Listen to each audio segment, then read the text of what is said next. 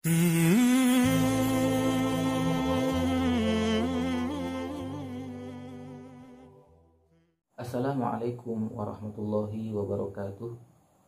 Bismillahirrahmanirrahim. Alhamdulillah. Wassalatu wassalamu ala sayyidina Rasulillah wa ala alihi wa ashabihi wa man tabi'ahum bi ihsanin ila yaumiddin. Amma ba'du. Alhamdulillah. Beberapa hari lagi insyaallah kita akan memasuki bulan suci yang mulia, yaitu bulan Ramadan. Semoga kita diberikan umur yang panjang oleh Allah Subhanahu wa taala sehingga kita bisa berjumpa dengan bulan Ramadan tahun ini dan tahun-tahun berikutnya dalam ketaatan, dalam ibadah kepada Allah Subhanahu wa taala. Semoga kita juga menjadi orang-orang yang wafat dalam keadaan husnul khatimah dan kita beserta keluarga besar kita semua dimasukkan ke dalam surga tanpa hisab. Amin ya rabbal alamin. Dan di bulan Ramadan ini ada sebuah ibadah yang sangat istimewa, yaitu ibadah puasa, di mana kita insya Allah akan berpuasa selama 29 atau 30 hari. Tentunya untuk melaksanakan ibadah puasa tersebut kita harus paham dan mengerti tentang puasa agar ibadah puasa kita benar sesuai dengan tuntunan Rasulullah Shallallahu Alaihi Wasallam, tidak salah, kemudian pahalanya tidak gugur. Kemudian kita berharap semoga ibadah puasa kita diterima oleh Allah Subhanahu wa taala, menjadikan kita lebih dekat kepada Allah Subhanahu wa taala dan kita diberikan pahala yang berlipat oleh Allah di akhirat nanti. Amin ya rabbal alamin. Oleh karena itu, insya Allah di video ini dan di video-video berikutnya kita akan membahas hal-hal yang perlu kita ketahui tentang ibadah puasa, tentang bulan Ramadan, agar kualitas ibadah kita kepada Allah Subhanahu wa taala lebih baik dan lebih sesuai dengan tuntunan Rasulullah Shallallahu Alaihi Wasallam, dan harapan kita bahwa bulan Ramadan ini lebih baik daripada bulan-bulan Ramadan sebelumnya. Amin ya rabbal alamin.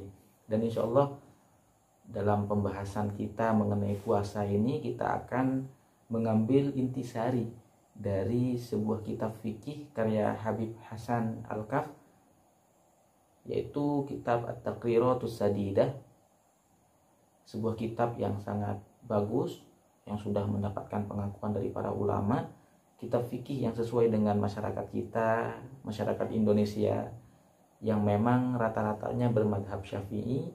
Kemudian kitab ini juga menyebutkan dalil-dalil sehingga apa yang kita sampaikan juga insya Allah bisa dipertanggungjawabkan dari segi keilmuan, dari segi dalil. Insya Allah kita mengikuti para ulama dan harapannya kita bisa memahami apa yang kita sampaikan, apa yang kita baca dari kitab ini, kita bisa mengamalkan, kita bisa menyebarkan ilmu yang beliau sampaikan, kita bisa mengambil manfaat yang sebesar-besarnya dari ilmu yang beliau tuliskan dan beliau sampaikan dalam kitab beliau ini.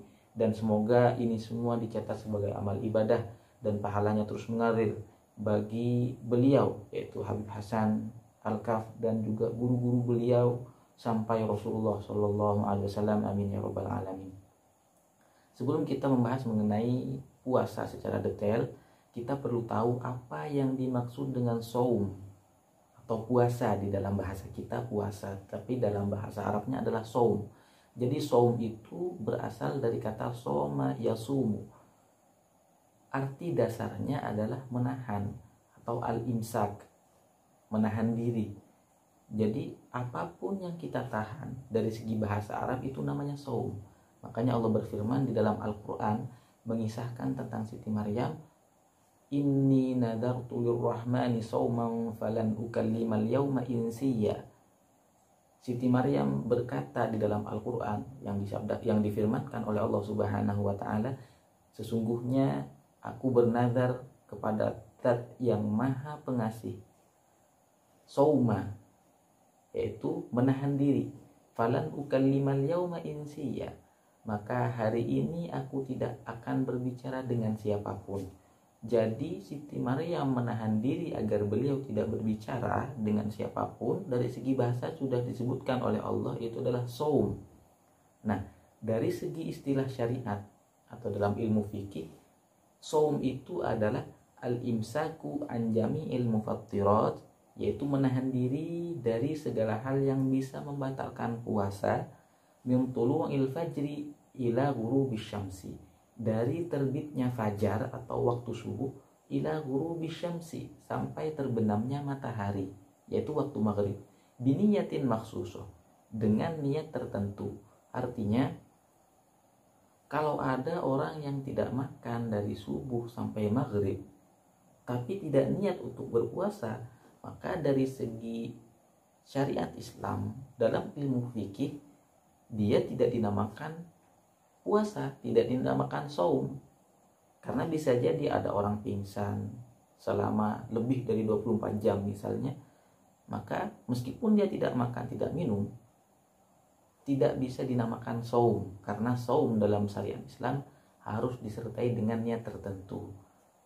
Nanti insya Allah kita akan bahas lebih detail lagi mengenai niat dan seterusnya. Kemudian apa dalil yang mewajibkan kita berpuasa? Insya Allah semuanya sudah tahu, yaitu firman Allah Subhanahu wa Ta'ala, ya ayyuhalladzina amanu kutiba alaikumusyamu kama kutiba alal ladzina min qablikum la'allakum tattaqun.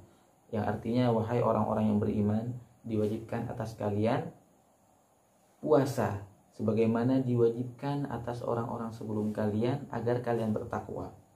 Jadi dari ayat ini kita bisa tahu, kita bisa pahami bahwa puasa ini sebenarnya sudah ada dari zaman sebelum Rasulullah Shallallahu Alaihi Wasallam, sudah wajib kepada umat-umat sebelum umat Rasulullah Shallallahu Alaihi Wasallam, dan ibadah ini masih tetap Allah wajibkan kepada kita umat Rasulullah Shallallahu Alaihi Wasallam. Tujuannya adalah la'allakum tattaqun, agar kita bertakwa kepada Allah Subhanahu wa Ta'ala. Insya Allah bulan Ramadan ini menjadikan kita orang-orang yang lebih bertakwa kepada Allah Subhanahu wa Ta'ala. Kemudian kapan ibadah puasa ini diwajibkan oleh Allah Subhanahu wa Ta'ala?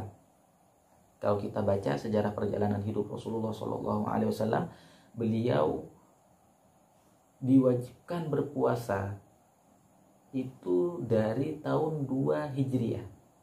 2 tahun setelah beliau hijrah dari Mekah ke Madinah, diturunkan ayat yang tadi mewajibkan beliau dan umat Islam untuk berpuasa. Jadi beliau selama hidup beliau diwajibkan berpuasa oleh Allah Subhanahu wa Ta'ala sebanyak 9 kali Ramadan, karena beliau wafat di tahun 11 Hijriah. Jadi dari tahun kedua sampai tahun ke-9 Hijriah beliau berpuasa sebanyak 9 kali. Semua Ramadan yang beliau alami itu 29 hari, kecuali pernah satu kali Rasulullah Shallallahu Alaihi Wasallam berjumpa dengan bulan Ramadan yang isinya 30 hari.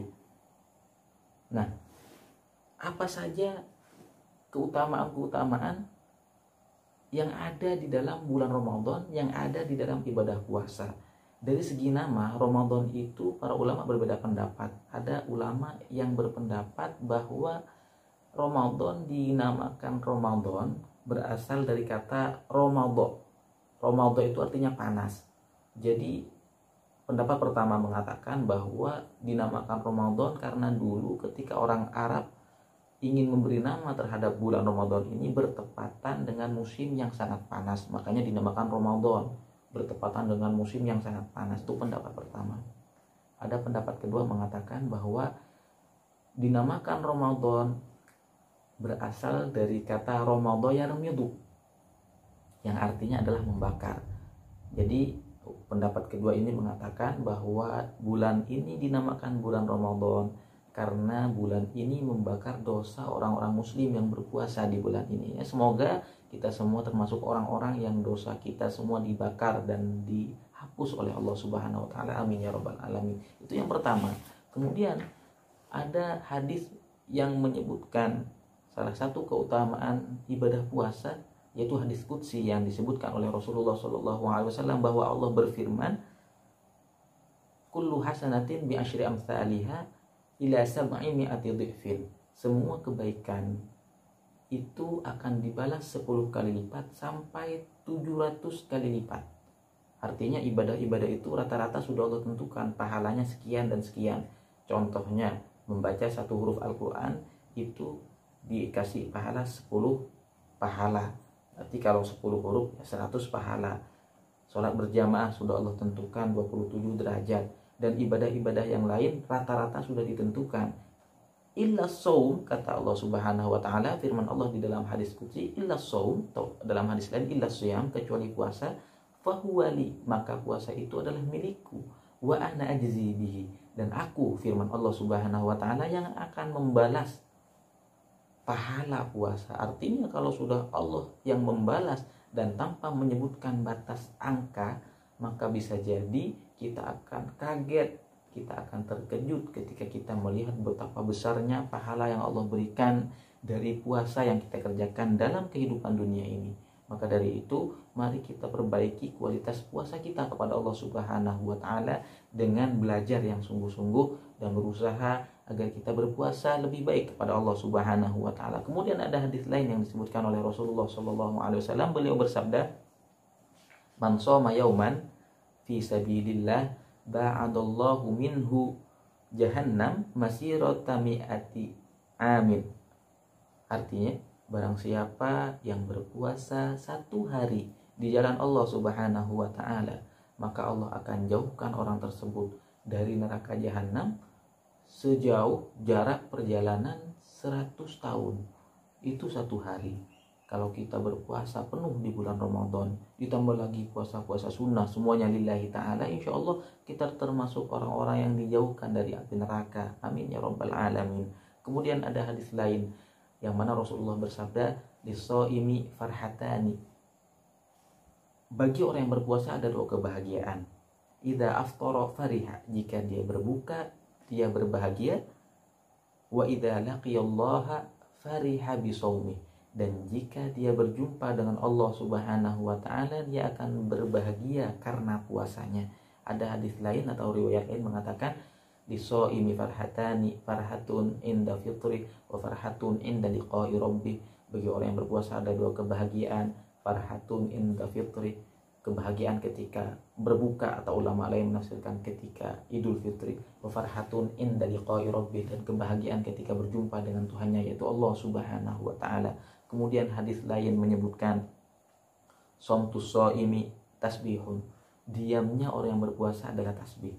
Orang yang berpuasa tidak mengucapkan kata zikir pun dihitung oleh Allah Subhanahu wa taala seakan-akan dia itu bertasbih. Kita diam, diberi pahala kita membaca subhanallah, subhanallah, dan seterusnya.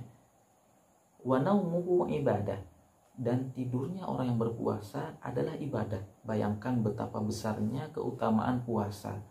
Kemudian selanjutnya Rasulullah bersabda, "Wa du'auhu mustajab," dan doanya dikabulkan. Maka dari itu para ulama mengatakan kondisi berpuasa adalah salah satu kondisi di mana doa kita dikabulkan oleh Allah Subhanahu wa taala. Perbanyaklah doa ketika puasa, insya Allah akan dikabulkan oleh Allah Subhanahu wa taala. Kemudian Rasulullah melanjutkan, "Wa amaluhu mudha'af," dan amalnya akan dilipat gandakan pahalanya.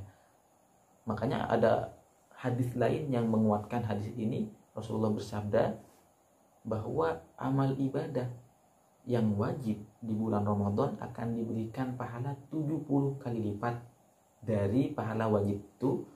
Kemudian amalan yang sunnah di bulan Ramadan akan diberi pahala seakan-akan amalan sunnah itu adalah wajib. Maka dari itu hadis Rasulullah ini mengatakan, "Wa amaluhu mudha'af," dan amal ibadahnya dilipat gandakan oleh Allah Subhanahu wa taala. Dan banyak lagi hadis-hadis lain yang membahas tentang keutamaan puasa, baik dari segi kesehatan, dari segi pahala, dari segi bagaimana setan dibelenggu, dan seterusnya. Insya Allah kita berdoa semoga kita menjadi orang-orang yang diberikan taufik, diberikan pertolongan oleh Allah Subhanahu wa taala untuk bisa melaksanakan ibadah puasa ini dengan baik, bisa memaksimalkan waktu untuk ibadah di bulan Ramadan, dan semoga tujuan puasa yaitu salah satunya bertakwa kepada Allah Subhanahu wa taala bisa kita capai dari bulan Ramadan tahun ini, dan semoga Allah memberikan perlindungan kepada kita, kepada bangsa kita, kepada semua muslim yang ada di dunia ini dari segala macam penyakit, dari berbagai macam wabah, dan kita berdoa semoga Allah Subhanahu wa taala senantiasa melindungi kita. Amin ya rabbal alamin. Demikian yang bisa kita sampaikan. Akhirul kalam. Assalamualaikum warahmatullahi wabarakatuh.